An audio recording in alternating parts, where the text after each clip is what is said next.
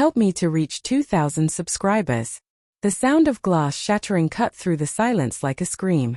It wasn't from anger or clumsiness, it was deliberate. Melissa dropped her wine glass on purpose, her lips curling into a smirk as red liquid spread across the marble floor like a bloodstain between us. You think you're so irreplaceable, don't you, Ethan? She said, her voice soft but venom-laced. If I wanted to, I could replace you in 24 hours. The room froze. My pulse pounded in my ears. I stared at her, the woman I'd loved for 7 years, the woman I'd built my world around, watching her eyes, those same eyes that once looked at me with affection, now flashing with cruel amusement. Replace me? I echoed quietly. With who? She shrugged, brushing an invisible thread from her silk blouse. Anyone. Men line up for women like me.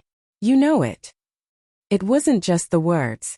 It was how she said them, with certainty, not spite. Like she'd already tested that theory. Something inside me cracked, but I didn't let it show. Instead, I took a slow breath, my mind fighting to stay steady as my world tilted. Then go ahead, I said finally, my tone calm enough to unsettle even her. Replace me. Her confidence faltered for a heartbeat. I saw it. The tiniest flicker of doubt in her eyes before she masked it again. Maybe I will, she said, lifting her chin. You've been distant. Always working. Maybe it's time someone actually made me feel wanted. Wanted. The word echoed in my chest like a taunt. She said it so casually, as if my sacrifices, the long hours, the quiet gestures, the late-night dinners I missed for her comfort, had meant nothing. That night, we slept in silence, separated by a wall of resentment that no words could bridge.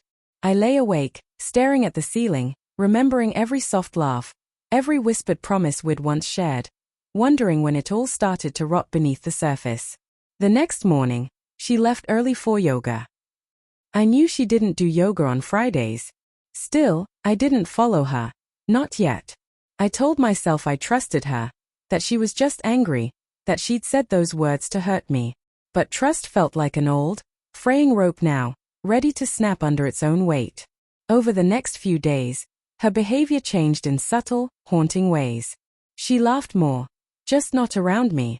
Her phone was always face down, her texts answered in other rooms. She started wearing perfume I hadn't bought her, lipstick shades she'd never worn before. And then there was the night she came home at 11:48 p.m., claiming she'd been out with the girls. Which girls? I asked, pretending to sound casual. She smiled faintly. You don't know them. Her tone made it clear she didn't want me to ask again. But that night, after she fell asleep, her phone buzzed. Once. Twice. 3 times. I didn't touch it. Not because I was noble, but because I was terrified of confirming what I already knew. Days turned into weeks. The distance between us became a canyon. The laughter in our home had vanished, replaced by polite conversations and careful silences. She started wearing that same perfume every time she left after sunset. I could no longer tell whether I was her husband or just a placeholder between her and whoever waited on the other side of that phone. Then came the dinner. She came home dressed to kill, black dress, crimson lips, diamond earrings that caught the light like they had a secret to tell. You look, I hesitated. Different. Good different, she teased. Good, I lied. She said she was meeting a client for drinks, that it was a networking opportunity. I nodded, kissed her cheek, and watched her walk out the door. But something inside me refused to stay still this time. I followed. Her car led me downtown, to a small, candlelit restaurant tucked in a quiet corner of the city, a place I'd taken her for our first anniversary. My stomach twisted as I parked across the street and waited. She walked in, laughing, tossing her hair back in a way I hadn't seen in months. Then he appeared. Tall. Well-dressed. His hand lingered on her lower back as they Saturday. Her face softened when she looked at him, the same way it once softened for me. For nearly an hour, I watched them talk, smile, and touch in ways that erased every excuse she'd ever given. It wasn't networking. It was intimate. When she reached across the table to hold his hand, I left. I didn't confront her. Not that night. I needed clarity, not chaos. I needed her to reveal herself, not hide behind another lie. The next evening, I waited for her to return home. She seemed surprised to see me sitting there, calm and composed, a glass of scotch in my hand. "How was your meeting?" I asked. "It went fine," she said smoothly. "Just work." "Work," I repeated, letting the word hang between us. "At later, right?" Her eyes widened slightly, then narrowed. "You followed me." "No," I said. "I followed the truth. Turns out, it's easier to find than I thought."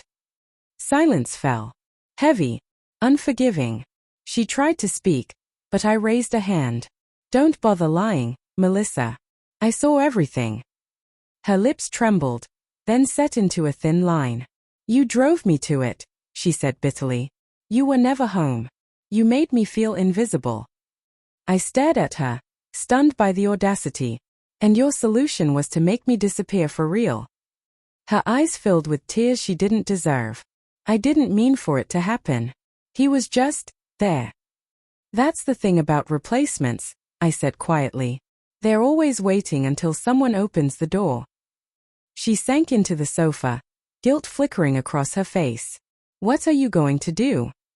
I stood, walked to the kitchen counter, and handed her a small envelope. "This is the calm reply you'll remember," I said. Inside was a signed divorce agreement. Her hand shook as she opened it. "You already had this."